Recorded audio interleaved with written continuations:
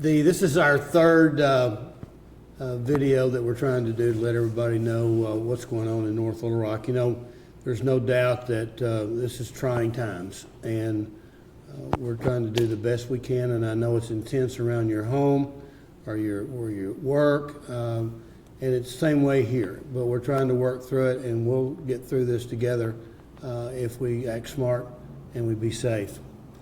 You know, we're still working with Governor Hutchinson and Dr. Nate Smith from the Department of Health. They're our coaches. Dr. Smith knows what he's doing, and he is keeping us abreast of what's going on and things that we should do and try to do. You know, social distancing is so very important. So keep your space when you're out. If you can stay at home, stay at home. You know, also, wash your hands and spend a lot of time washing your hands. 2 seconds is not long enough. There's several different songs you can sing that are about 20 seconds long, so I encourage you to do that. I think the Lord's Prayer is about 20 seconds long too, so if you know it, say it while you're washing your hands. And you know, another thought is when you're getting gas, to use an old plastic grocery bag and use it as your glove, if you will, and then after you do the gas, then throw it away in the trash can. And of course, cloth medical masks are very, very important. And so I encourage you, when you're out in the public, if you're at the grocery store or whatever, to use the mask. You know, we've got a wonderful medical field in North Little Rock, and Dr. Brad Jenkins is one of the leaders at Baptist Health. He's the Director of Emergency Services, the Emergency Medicine, and he's also the Medical Director for Emergency at the Baptist system in North Little Rock. And I've asked Dr. Jenkins to come and spend just a little bit of time with us today and answer some of the questions that we're getting in and out of City Hall. And so, Dr. Jenkins, thank you for being here. I know that that one of your main concerns is the misconceptions that are out there right now. So can you talk about that a little bit? Sure. The two biggest ones that I see mostly talking to patients in the emergency department and in our clinic is dealing with our young people. Our young people, which is not uncommon for young people, feel they're impervious to a lot of things. And this virus is no different. Most of them feel like, well, I'm probably not going to get it. And if I do get it, it's going to be just kind of a mild cold and I'll be back to normal in a day or two. That is probably true. Teenagers and younger people are making up a very small percentage of people that are getting COVID-19, and they're making up an extremely small part, thankfully, of the mortality that we see with this virus. The problem comes in is that they're contagious. And so you might bring that home to mom or dad or to grandma or grandpa, who are probably not going to fare as well as you are. So I just can't stress enough, you know, how important it is to do social isolation and distancing. And believe me, I sympathize with these kids. I've got 4 teenagers at home, 2 of which were ripped right out of their freshman year of college, and now are at home with mom and dad, and they really enjoyed their freedom. What a challenge. Yeah. And so now they're back home, and it is difficult. They've probably never volunteered to make runs to the grocery store more now than ever before. But it goes to speak that you got to stay away from other people. You absolutely have to keep your hands clean, which does involve using soap. Talking to my kids who like to wash their hands mostly just with water. But you do have to use soap. We also recommend that you wear a mask when you're out if you're not able to be, making sure you're going to keep that 6-foot distance between other people, which will really help you from breathing in these viral particles and being contagious. The second misconception goes along to that point is that you can be contagious without having symptoms. There are, like all other viruses, you can be a carrier, which means you have no symptoms whatsoever, but you can be spreading that to other people if you're within 3 feet of just talking to them or leaving particles on surfaces like computers or cell phones or whatnot. If you contract this virus, you don't get sick right away. On average, it takes 4 to 5 days, but it can take up to 2 weeks to develop symptoms. So a lot of people think, well, if I start feeling bad, then I'll isolate myself from my friends and my family. But unfortunately, it's too late at that point. So that again, if you're wearing a mask when you're out in public, if you're keeping your hands clean, if you're keeping your distance, if you are one of those carriers of the virus, or you are getting sick before you know it, you're going to protect your friends and family. Well, we appreciate that information, no doubt. Kind of give us an update on the hospital staff and how everybody's handling it at the hospital. I think we're doing a great job. We've got some great people in great leadership positions in our administration. We meet very frequently and update our policies and procedures on how we're going to treat people. In the emergency department, before people are even allowed to enter the waiting room, they're screened for risks for COVID and for symptoms. If they screen positive, they're immediately given a mask. They perform hand hygiene, and they're taking a backward way into a separate waiting room. So we keep those patients that are possibly contagious away from other patients that are in our emergency department for other reasons. The staff we've worked great together. We've got a lot of great teamwork going on. Everyone's protecting each other. We're practicing, good hand hygiene, and we're using our personal protective equipment all the time. There are no visitors allowed into the hospital now. They have basically only 2 areas that physicians and staff are allowed to get into the hospital, and we're all screened. Even myself, they'll take my temperature, ask me the questions, and before we're even allowed into the hospital. So that protects the integrity of our hospital system, so we're not bringing virus into patients that are in the hospital for other reasons. That's great news. That's great news. I don't want to get down into the medical weeds, if you will, but there is a lot of questions on what does this virus actually do to a person that contracts it?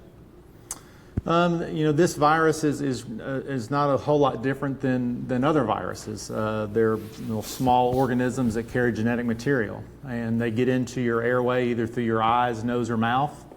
Mostly, this coronavirus is in relative terms, a fairly heavy virus that's in droplets, and those droplets come out when you cough or sneeze or even talking. They're fairly heavy, so they don't travel far, but they land on surfaces. So the majority of us are going to catch this virus by touching things and then touching our face accidentally, and you basically give it to yourself. These viruses then attach to our mucous membranes and infect our cells with their genetic DNA, and actually our cells then start to produce more coronaviruses. And those viruses then affect more cells and more cells and more cells. The more cells that die that are infected with this coronavirus, you start to develop symptoms. And those symptoms typically are fatigue and sore throat, fever. This one causes particularly a lot of lung symptoms such as dry cough and shortness of breath. Thank you very much. We've heard a lot about this affecting people in different ways, what their race is, what their age is, what their gender is. How is that affecting the different groups?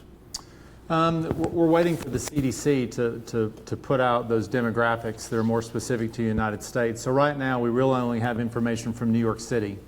And it's what you would expect with viruses similar to coronavirus like influenza. 61% of the deaths have been people that are over 60. 60-ish% of the deaths have been in males. The majority of people that do poorly with coronavirus are the exact same group that do poorly with influenza. And that is your people with underlying heart disease, uncontrolled diabetes, COPD, your smokers, people with cancer, and things like that. So coronavirus is not really that much different than influenza as far as who it's attacking. We're recommending constantly for everybody to keep their distance, wash their hands, wear a mask. Is there other things that you could advise us to do to stay safe? I think, one, take your shoes off at the door before you enter your house. Clean the surfaces of your house that are high-touch areas, countertops, computer keyboards, things like that. Keep your distance from your other friends. Wear a mask when you're out in public. If someone has to go to the grocery store, the whole family doesn't have to go together. You send one person. Take advantage of curbside pickup, so you're not in the store interacting with other people. And then hand hygiene can't be overstressed. I mean, you've got to keep your hands clean and keep your hands off your face. And that's very hard to do. I was having a staff meeting the other day. It was our first one when the pandemic came, and I was telling them to keep their hands off their face. And my secretary raised her hand, and I said, yes. And she goes, since you started this meeting, you've touched your face 10 times. Yeah, exactly. So it's really hard to do it. And think about it. And I encourage you, when you go to reach up here to poke your eye or whatever you need to do, don't do it. Absolutely. We know that it's been a tremendous hardship on doctors and nurses and caregivers during this time. And, I want to say thank you so much to you and all your cohorts at Baptist System. And carry that message back for me and tell them that all of North Little Rock and City Hall especially is saying, we understand the pressure you're under and the job that you're doing, so thank you for that.